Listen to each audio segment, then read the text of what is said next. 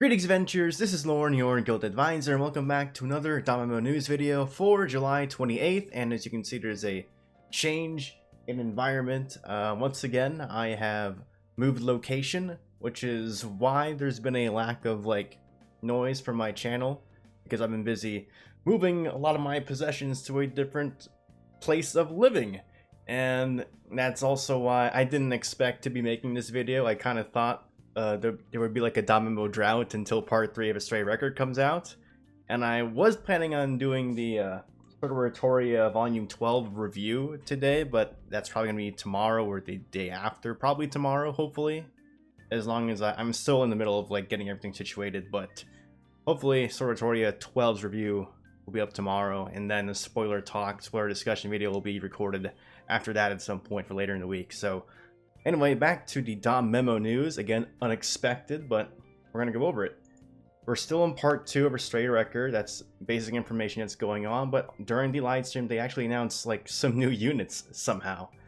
And again, that worldwide gotcha ticket 10 million campaign, I guess they just counted the amount of logins we had between the 16th and the 27th of the month, and we're going to be getting that gotcha ticket distribution on the 30th. It should be the 29th if we're going by Western time, Pacific Standard Time, and not Japan Standard Time, which is what all these dates on the actual slides are. So I'm wondering how many tickets we're all going to get, because it's 10 million tickets, I believe, split up amongst everyone that's been logging in. And we're still doing Labyrinth City Collection votes. I see that a lot of you guys listened to me, and we voted for the kindergartner Bell design. So hopefully they don't just because we're not voting on the unit we want, we're voting for the design of the unit and that design being used to make another unit. So hopefully we don't get trolled and they give us a Bell wearing the kindergartner outfit, but it's just regular Bell wearing the same outfit that he did in kindergarten in the kindergarten unit. Hopefully that's not the case. A lot of you guys voted for the Lolly Hestia last week, and I don't remember if there was a kindergartner eyes in the Japanese version of the game. Not that it matters too much, because that would be what most people vote for, but we already got a child eyes with the Astrea Record event, so very curious to see on that. But the eye selection starts tomorrow as well, and that's just a schedule. Remember, you will get CP items if you do vote, so make sure you vote regardless if you care or not.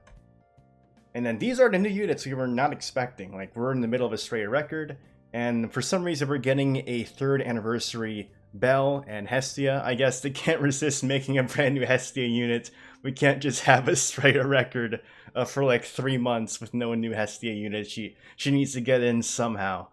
So here she is. It's the standard 1st, 4th, 7th, and 10th 4-star guarantee draws. And it's just really funny. And I think part of this is that the 3rd season of the anime was originally supposed to be airing in the summer, and danmemo last year had a bunch of collaboration with season 2 where there was a new unit every single week according to the anime episode. So I'm wondering if that was their plan, have Astrea Record go on, we get new units for Astrea Record every month, but usually the pace of danmemo, it's new units every 3 weeks instead of every month, which is every 4 weeks. So I wonder if this was just a way to give us more units, because we might have been getting more units to coincide with season 3 anyway, last year. So I'm wondering if that's part of the reason.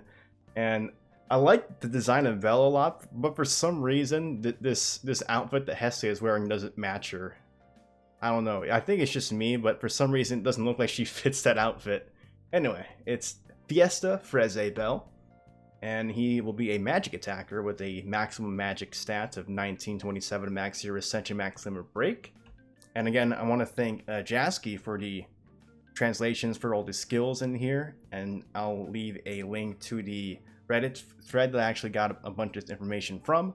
But for his special arts, it's an AoE ultralight magic attack that will increase in damage by 25% for each strength and magic debuff skill on the opponent. Now this is an AoE attack, and it'll only count that each individual type of debuff, an assist debuff and an adventurer debuff of strength and magic, so it's a maximum modifier of 100%. It's not going to count like for each individual debuff on each individual opponent. I don't think it's going to work like that. It's just going to base it off of one character, probably the enemy that has the most debuffs on them, and then use that as the modifier. And also has a high penetration rate. And for his regular combat skills, his first skill is an AoE fast mid-light magic attack with a temporary magic boost and ultra critical rate, and will decrease the strength and magic of your opponents by 35% for 3 turns, and also decreases the debuff duration on your allies by 2 turns. So a lot of stuff going on with that move. It will decrease the amount of damage your opponent deals to you because of that strength and magic debuff, and it's also like if your opponent is putting debuffs on you, it will decrease that turn duration by 2 turns. So it looks like Bell will be really useful in a light war game team. And the weird thing is you want him to be going like after other people. So if there's like multiple fast skills going on, hopefully Bell is going afterwards so he can take off those debuffs with that status debuff -2 turn skill. And that should be the case because his speed isn't really that high.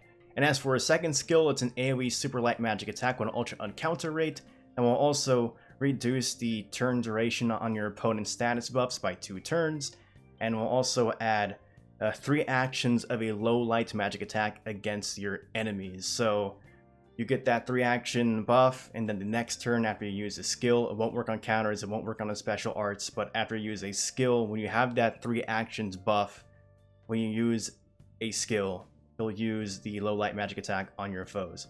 And then for his third skill, it's a single target super light magic attack that will increase in damage by 20% for each strength and magic debuff skill on the opponent, and also has an ultra critical rate, so a very similar skill to his special arts, just a very hard hitting single target move. And very curious to see how this Bell will work in AoE war game teams, especially light oriented ones, because there's very good light eyes, and he'll probably work pretty well with her. And for some level passives, he's immune to charm like every other Bell unit. He has a 35% bonus resistance against dark element, does 50% more damage on criticals, and also has a bonus 20% physical and magic resistance.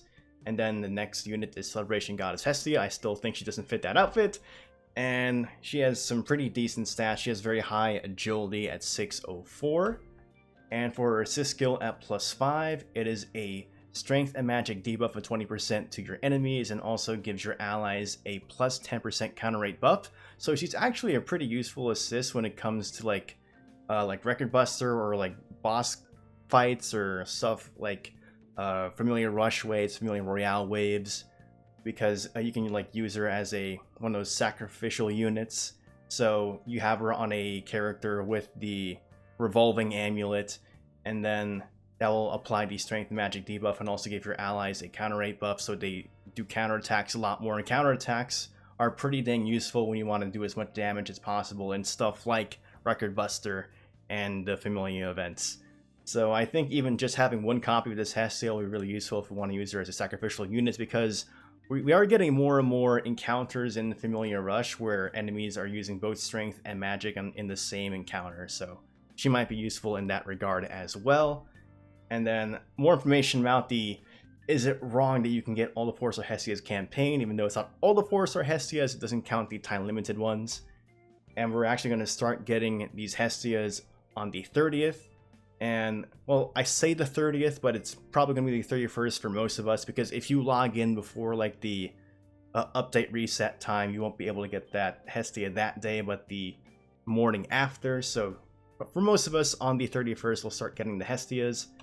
And the order is as such right here. The first one, you'll get a Celebration Goddess Hestia, which is the brand new one, and then it'll go Part-Time, Paradise Boot, and so on and so forth. And then here's a graphic of that order in picture form as well. This is what the Japanese version will look like, and of course ours will be translated.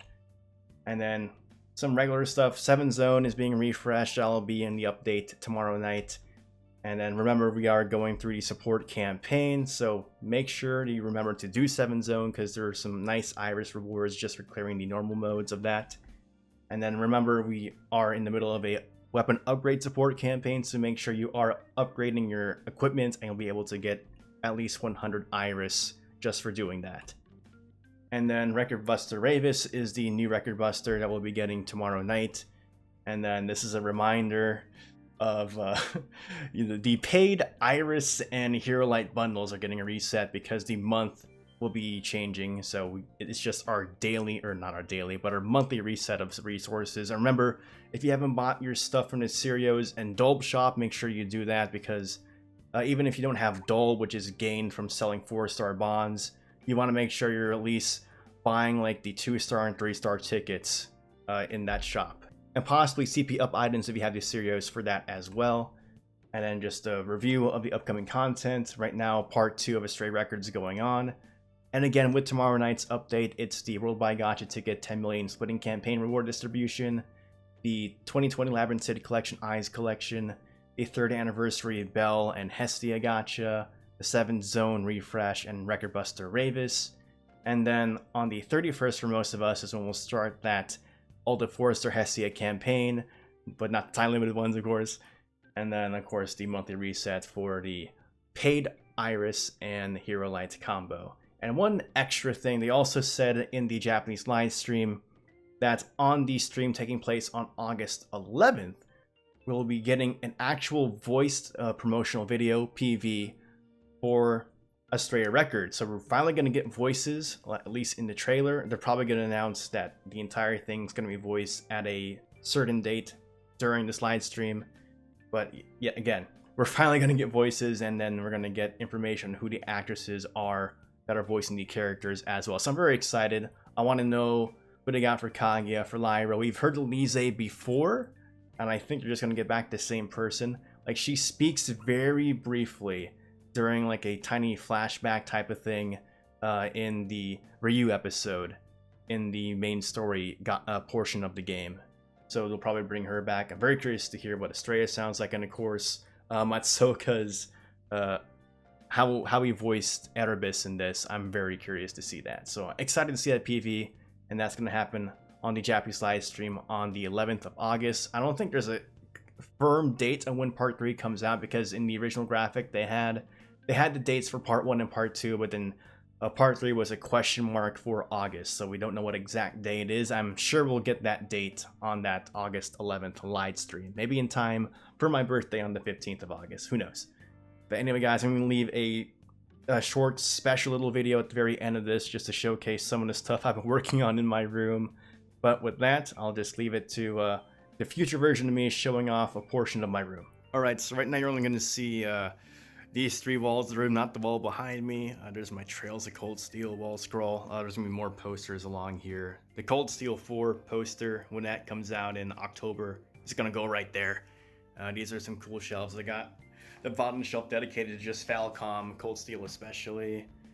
And there's going to be more figures that are going to go up here. I got a lot of pre-orders for a lot of figures. This is my crowning achievement right now. All my light novels, I displayed them in such a way where you see some covers of my favorite novels. Now, Volume 11 is my favorites of the arc that consists of 9, 10, and 11, but I love danmachi's 10th volume cover. I think that's my favorite of the 3. And this is actually what Season 3 is going to be about, Volume 9, 10, and 11. And Volume 14 is always my favorite. But I really like how how danmachi is just a huge portion of this bookshelf. Like, it's half this bookshelf. Technically more if you count the top. There's my ReZero poster, Ancient Magus Bride, figures, a lot of SAO light novels. And the Haruhi physical books are very hard to get nowadays, so I'm really happy I got them when I did years and years ago.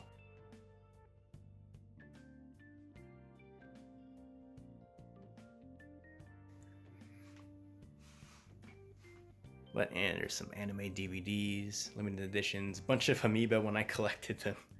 Lots of Zelda. Your Name.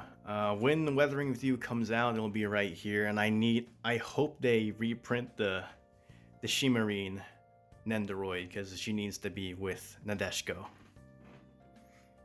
And then of course I pre-ordered the Weathering with You Hodaka and Hina, and they'll be right here.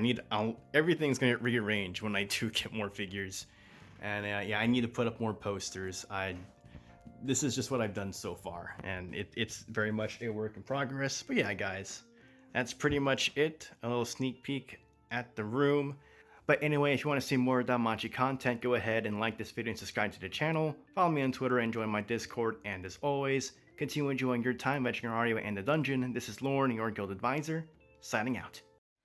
風に揺らいでゆく鈍色の光照らす世界で今選ぼうその